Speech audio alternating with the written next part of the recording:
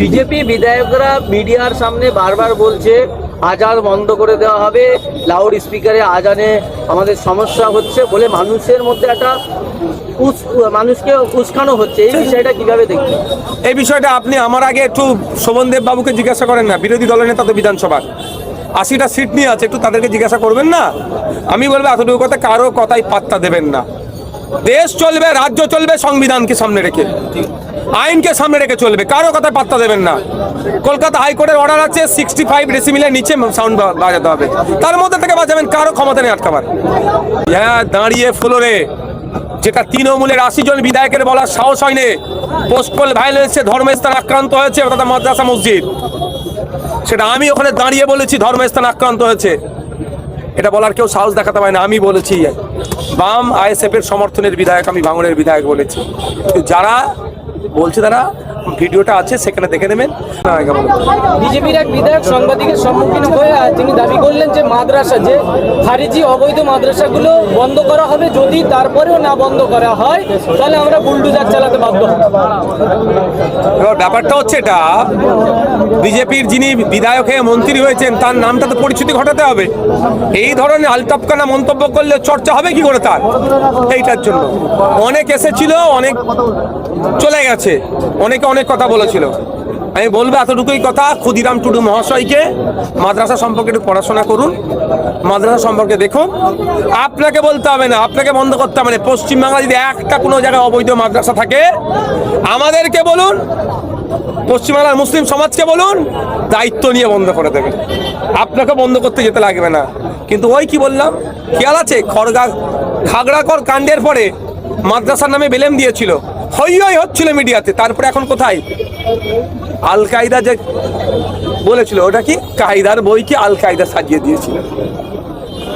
আলিফ বে তে সে জিম হে খে যে বইটা লেখা আছে, সেই বইটাকে ওরা আল কায়দার বই বলে সাজিয়ে রেখে দিয়েছিল। বাগদাদি কায়দার বইকে আল কায়দা সাজিয়ে দিয়েছে। আমার তো আশাই ওই জন্য।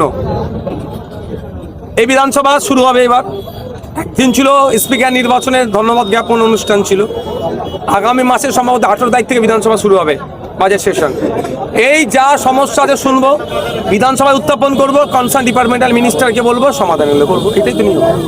আমার কাজ হচ্ছে সমস্যাগুলো তুলে ধরা অ্যাসেম্বলি হাউসের মধ্যে বা মিডিয়ার কাছে, মিনিস্টারের কাছে, মিনিস্টারের কাজ হবে এগুলো সমাধান করা। আমি আজকে দুটো জনসংযোগ, এখানে এটা করলাম, আর আগে করলাম দেওতা পুরাতন পাড়াতে। ওখানে অন ক্যামেরা বলেছি, মাইকে লাউড স্পিকারে বলেছি, যদি এই ধরনের কোনো থাকে আমার কাছে আসবেন, আসুন না। কে যদি কাউকে আমাদের ছেড়ে অনৈতিকভাবে ডিস্টার্ব করে, ভয় দেখায়, আমাদের কাছে আসতে বলুন, আমার কাছে আসতে বলুন। আমি না কাউকে বাদ দিই, আমার কাছে আসতে বলুন, আমি কথা বলছি তার সাথে। আমাদের ফোন নাম্বার দেওয়া আছে, ফোন করুন না আমাকে, সমস্যা হলে আমি সমাধান হবে। এবার হচ্ছে আমাদের ছেলেদের নামে দোষ দিচ্ছে না, এমন অন্যায় করেছে গ্রামের মানুষের ভয়েসে বাড়ি ছাড়া, আর বলছে নাকি আইএসএফ বাড়ি ছাড়া করে রেখেছে। গ্রামের মানুষের কাছে তোলা তুলেছে, গ্রামের মানুষ এবার তোলা নেবে বলে রেডি হচ্ছে, আর সেই সময় যদি ভয় ঘর ছাড়া, আর কি বলছে আইএসএফ ঘর ছাড়া করেছে, ওর কাজ আমরা করিনি। কালকে আমরা দেখলাম যে শতরূপ ঘোষ তিনি কোর্ট থেকে স্টে অর্ডার দিয়ে এসছে, বন্ধ করেছে। আপনি শতরূপদা গিয়েছিলেন একটা কোর্টে স্টে অর্ডার নিয়ে, যে স্টে অর্ডার পেয়েছে শতরূপদার হাতে গিয়েছে, সেই স্টে অর্ডার পাওয়ার জন্য আমি বিকাশ স্যারকে কোর্টে নিয়ে গেছি, অনুরোধ করেছিলাম কোর্টে আপনি আসুন। মামলাটা করেছিল নাসির আহমেদ, সম্ভবত কপি আমার গাড়িতে আছে, মামলা কপি আছে, অর্থাৎ ওই অ্যাডভোকেট হচ্ছে নাজিব আহমেদ, সম্ভবত অ্যাডভোকেট, সে পিটিশন করেছিল, দায়ের করেছিল কোর্টে। তার আমি বিকাশ স্যারকে রিকোয়েস্ট করেছিলাম, স্যার আপনি আসেন। বিকাশ স্যার এসে গতকালকে দাঁড়িয়েছিল। আমি এতটুকু বলে দিই, এটা নিয়েও তৃণমূল খেলা খেলছে। তৃণমূলে আগের দিনে মমতা ব্যানার্জি কোর্টে গিয়েছিল, ওরা বলছে মমতা ব্যানার্জি কোর্টে গিয়েছিল, এবার বুল্লুজান আটকেছে। মমতা ব্যানার্জি কোর্টে গিয়েছিল, তার জাজমেন্ট, তার অর্ডার কপি আর গতকালকের অর্ডার কপি, দুটো বিস্তর তফাৎ। মমতা ব্যানার্জি বা কোনো রাজনৈতিক দল যদি বলে তারা কোর্টে গিয়ে এটা করেছে, মিথ্যা কথা বলছে।